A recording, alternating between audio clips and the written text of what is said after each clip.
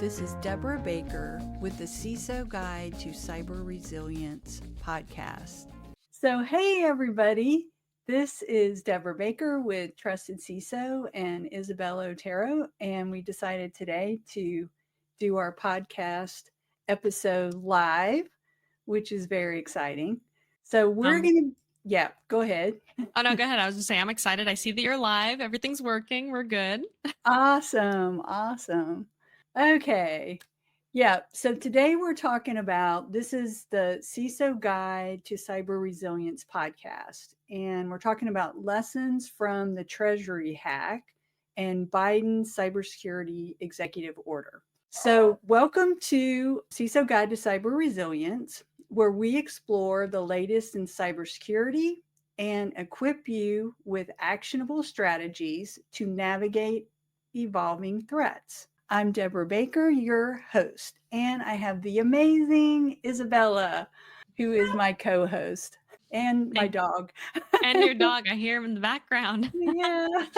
Thank you, Debra. And together, we're here to help you guys stay informed and resilient in today's complex cyber landscape. Okay, so in today's episode, we'll analyze two critical developments in cybersecurity. First, the December 2024 US Treasury hack, which is a wake-up call for organizations worldwide.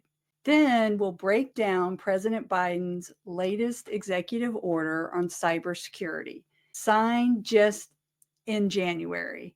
And I know you're thinking, President Biden, what? Well, yeah, and it's actually, I went to check, it's still in effect. So, and you probably haven't heard anything about it. So this is going to be interesting. So this could reshape how federal agencies and private sector vendors approach digital security. So understanding the Treasury hack.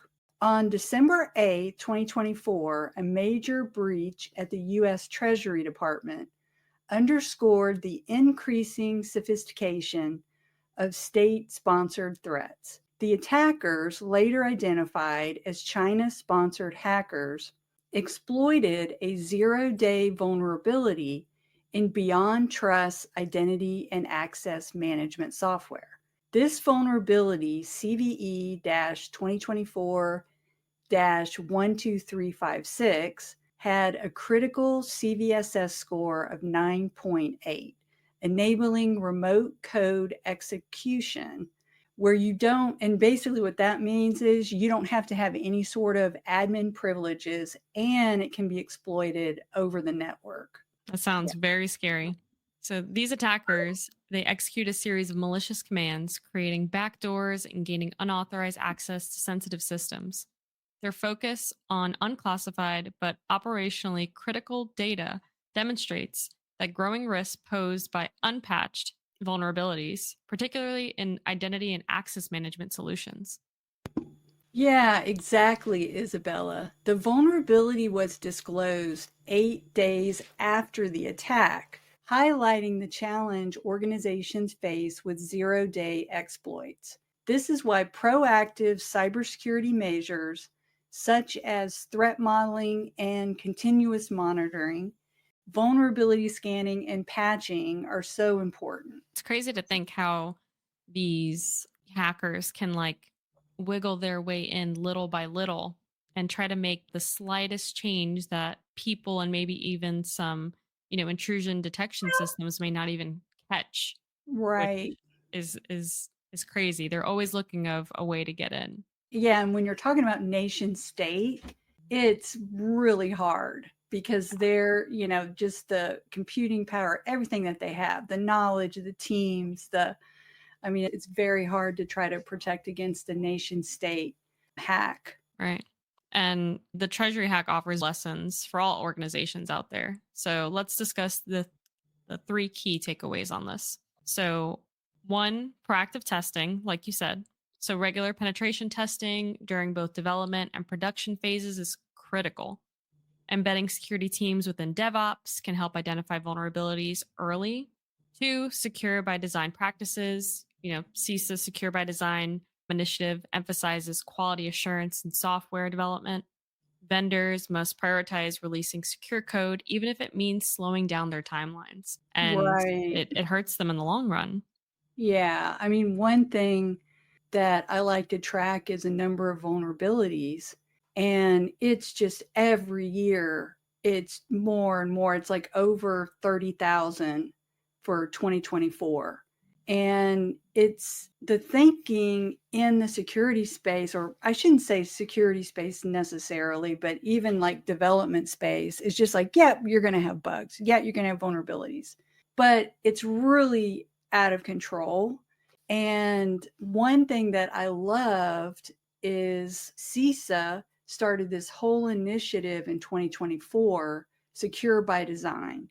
And it's not a new, I've heard it before, but they actually are asking, especially large corporations, to like sign a pledge that they're going to take these measures, and they want everything, they really want it shifted left. So literally, if a product is like, when it's shipped, instead of you having to do the things to harden it, it's the opposite. You'll reverse it. So it'll come like all the ports shut down, for example, and then you're going to have to say which ports you want to open up.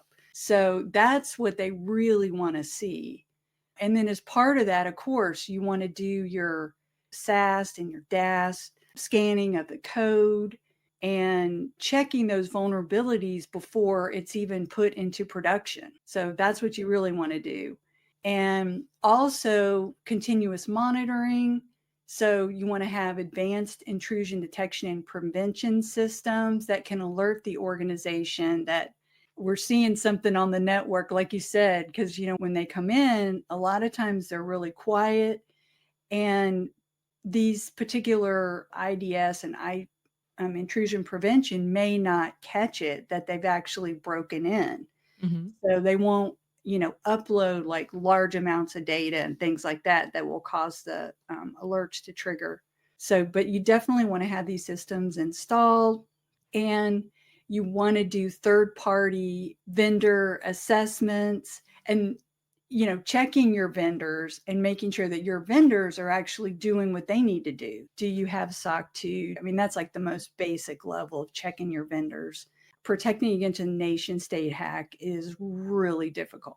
So, I'm sure the federal government, I'm sure beyond trust has good security, but just somehow this backdoor, the Chinese hackers were able to find a vulnerability that beyond trust didn't know about. And that's how they were able to get access. Right. And then also going back to your third party vendors, you got to make sure that you are choosing the right vendor for you, because there are so many good vendors out there that offer different services, and you need to make sure that they are credible and certified in the security areas that you're looking for. Right, right. Yeah. Okay. So, what can organizations do moving forward? Well, as we said earlier, make penetration testing and secure by design principles standard practice in your organization.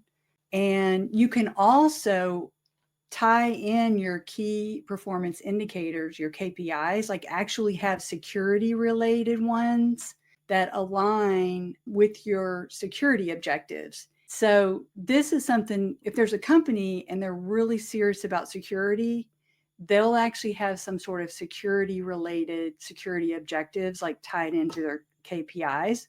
And it could be the number of vulnerabilities and patching cadence or fewer bugs in the code. Top companies like Salesforce will tie in the KPIs, because that's when your bonus is, tied to anything, it's important to you. Right, right. I mean, if my bonus was affected, I'd be working through and through, making sure like, hey, we're Exactly. protected. There's different things you can do, because sometimes companies will get behind on patching. One person I used to work with said his company is they set up like a bonus system, and they had the different departments. So it was kind of like, competitive, and whoever patched the most vulnerabilities got a bonus. Oh, So, wow. yeah, I mean, it depends on your company, but people will be super motivated if there's some sort of bonus or something like that tied to it also. It's crazy how money kind of plays a big part of it. And then the hackers, same thing. They're like, all right, we want to get a lot of money. We're going to do what we can to figure it out. Yeah, You did get exactly. someone writing in the chat, Deborah. We got a Oh, Ed okay. Villa on there. All right. What did they say? You can tell me. I'm So going to. Ed Villa, yep, I can read it out loud. Okay. So Ed Villa said, sometimes companies think BAAs or other agreements are enough. But as you make partners or deal with vendors, you have to make sure they're, I'm guessing he's going to say, like, certifiable, credible, and everything like that. So we'll keep on moving. So next, make sure that, stay ahead with robust patch management processes, monitor for emerging vulnerabilities, and act quickly. Collaboration between security teams and vendors is key. So, kind of going back to that third party vendor relationship. You want to make Yeah. sure that they are updating their side when vulnerabilities emerge, and you want to make sure that they're also staying up to date. And finally, invest in security innovation and resilient strategies. And even just for my biggest thing I like to say is just going back to the basics. I mean, just getting back to the basics, patching, scanning your code, everything like that. Two-factor authentication. So the Treasury hack shows that the stakes are high, but proactive measures can significantly reduce the risk of a breach. Yeah, I would Okay. say these Yeah. companies need to not get too comfortable, 'cause sometimes I feel like they're like, all right, we're in a good security spot. Like, we're good. Right. Yeah, exactly. Okay, so the next thing we're going to talk about Biden's Cybersecurity Executive Order. So on January 16th, 2025, President Biden issued an executive order aimed at enhancing the cybersecurity posture of federal agencies, critical infrastructure, and private sector entities. This order builds on the foundational measures of Executive Order 14028 from 2021 and focuses on mitigating cyber threats, particularly those originating from adversarial nations. Exactly, Deborah. The order emphasizes strengthening the digital infrastructure of the federal government and its supply chain, highlighting three key areas: secure software practices, cloud service security, and improved identity management. One groundbreaking element is a requirement for software providers to submit secure software attestations to CISA's new repository for software attestation and artifacts. This ties back into the Secure by Design initiative that they started in 2024. This ensures compliance with secure development practices and mandates validation of these attestations through machine readable artifacts. The focus on open source software is noteworthy. Agencies are now required to assess and patch open source software while contributing best practices to the ecosystem. This could significantly reduce vulnerabilities stemming from open source dependencies. Yeah. Another vital aspect is the push for zero trust architecture, which federal agencies must implement across their networks. The goal is to ensure that every access request, whether it's internal or external, whether it's, person to a machine or server to server, that by default, not trusted. So you have to verify before you gain access, which is really a great next step in order to secure our infrastructure. Yes. And this dovetails with the order's push for phishing resistant authentication methods like web authentication, designed to prevent account compromise through credential theft. Authentication is Yeah. FIDO based, so FIDO based multi factor authentication, using passwordless authentication such as passkeys or multi factor authentication using public key cryptography. Just remember to store your passkeys in either a hardware device, an Yubico key, or a password manager. Yeah. And so this is like, of course, two-factor authentication, it prevents 99.9% of account attacks. And then we're also moving to passkeys. So if you can have a passkey, that's even better. Just make sure you don't store it. Like you actually want to store it in a password manager versus just like right on your within the, and I'm trying to think whatever the key store is for the Mac and the Windows, only because if somebody actually got access to your phone, like got the PIN code or something like that, then they could have access to that passkey too. So you want to put it into a password manager. And of course, the hardware key store is like the best option. So for private sector vendors, this order sets a clear expectation. Compliance with NIST guidelines will no longer be optional. This includes practices for secure software development, vulnerability management, and continuous risk assessments. This move signals a significant shift in accountability. Software providers who fail to address vulnerabilities or comply with these mandates may face public disclosures or legal action. Finally, the executive order addresses emerging threats from technologies like quantum computing and artificial intelligence. Agencies are directed to prepare for the transition to post quantum cryptographic algorithms and accelerate AI research and securing your AI also for cyber defense. Oh, And great. yeah, it was so cool. And we had a speaker up there and he was saying, he's like, all right, I'm going to show you guys two videos.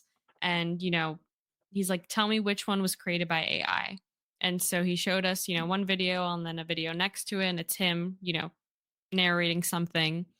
And, he was asking the audience, like, okay, like which one was AI? And we're like, oh, like this one seems a little like Mhm. buggy. It's not as fluid, blah, blah, blah, and all this stuff. And he's like, no, they're both AI, which is crazy. And I was like, oh my gosh, that is Oh, like, it is crazy. It is crazy. yeah, yeah, But it is clear that, the Biden administration, weeks, months ago is taking a yeah, holistic approach to cybersecurity, aligning federal standards with the evolving threat landscape and pushing for collaboration across public and private sectors. yeah, yeah. And hopefully the current administration will, I did go to check. Like I said, this is still in effect. Ongoing. Yeah. And because it's cybersecurity, it's important. It's Right. important to all of us. That it is. And there's even, have you seen the Netflix series Zero Day? No, I wanted to see it. It's on literally on my front page on Netflix. Okay. Did you Yeah. watch it? Yeah, it's really good. I was checking the cybersecurity news over the weekend and that kept coming up. They were talking about the Netflix show. I was like, okay, that's it. I got to watch it. And yeah, it was good. It was just in that scenario, the hackers brought all the electricity, everything down for like a minute. Yep. But I mean, everything like electricity, your network, the internet, it doesn't sound that bad, but that would be pretty scary. To me, someone having access to shut down a power grid and Exactly. especially now that I live up north again and Mhm. it's cold outside, I couldn't imagine someone just taking our power and it being, 10 degrees outside. Yeah, yeah, and that's where they were that like when the hack first happened, that's and then it like sent a thing saying, "I can do it again." Oof. To Yeah, that's scare them. that's so scary. That's terrifying. Yeah. Oh, so the call to action. So what does this mean for organizations beyond the federal government? First, align your security practices with NIST secure software development framework and definitely go out and look up CISA's Secure by Design initiative. If you're a vendor, prepare for increased scrutiny on your software security practices. Second, adopt the zero trust principles and strengthen your identity management systems. The government's emphasis on phishing resistant authentication is a clear sign of where the industry is heading. Like, I get so many phishing emails, and I will say there are some that they look very legit. I got one from Apple, and it's crazy to me that I'm like, if someone isn't educated to know what to look for, sometimes Mhm. typos are very apparent. Sometimes they may not speak proper English, maybe Yeah. from another country. And you can kind of tell right then and there. Sometimes you can tell by the images they attach, things are a little bit blurred, distorted, But no, this one was really good. And I was like, wow. I looked at who it came from, Mhm. a very interesting email address, and it is very scary how good they are getting. And just remember, you need to have a plan in place to start getting your company ready for the post quantum cryptography readiness. If you're using AI in your company, you want to have your AI policy and start looking. If you're actually developing an AI system, bring it under just your normal security practices where it'll also, you'll look at any potential vulnerabilities. There's a whole NIST actually has a framework for AI, and it's actually really good and aligns well with the GDPR. So definitely check that out. So that's all for today, everyone. We hope you gain valuable insights into the Treasury hack and President Biden's latest cybersecurity directive. And stay informed, stay protected, and stay cyber resilient. Thanks, All right. everybody. Thank you. Bye, everyone. Thanks for listening. Don't forget to pick up a copy of my book, A CISO Guide to Cyber Resilience, available on Amazon. And remember to stay cyber resilient.